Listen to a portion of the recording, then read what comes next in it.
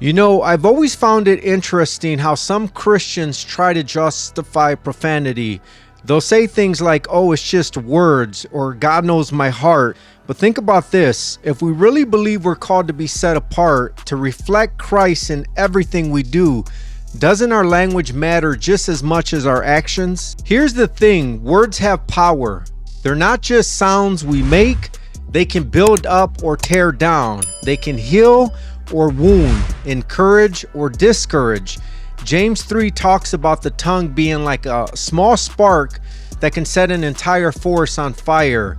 That's not something to take lightly, and yet when profanity slips into our speech, it's like we're inviting that fire to burn carelessly. It's destructive and so far from the kind of speech we're called to have. Ephesians 4:29, it lays it out plainly.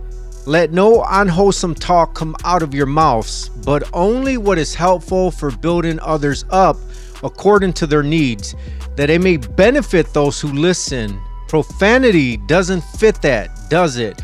I mean, sure, you might argue that a four-letter word is just a way to express yourself, but is it really building anyone up, or is it more likely tearing down, even in subtle ways? And let's be real, profanity often comes from a place of frustration, anger, or even laziness.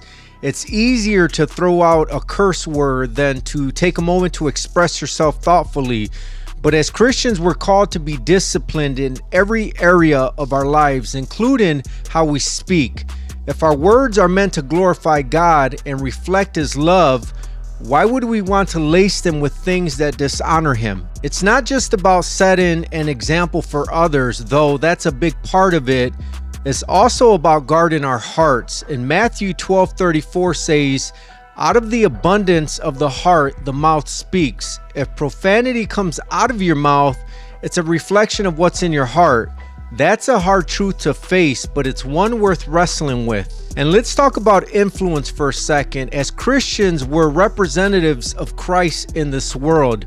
People are watching whether we realize it or not. If we're using the same language as anyone else, how are we showing them there's something different about us? How are we pointing them to Jesus when our speech doesn't look or sound like His? Here's the bottom line. God cares about the small things, and our language is one of those small things that carries big weight. Choosing to honor Him with our words, even when it's hard, is a reflection of a heart that's surrendered to Him.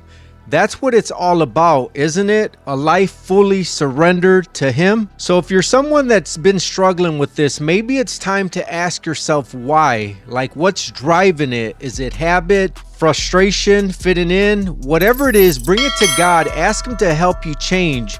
Because when we let Him transform even the smallest areas of our lives, that's when His light shines through us the brightest.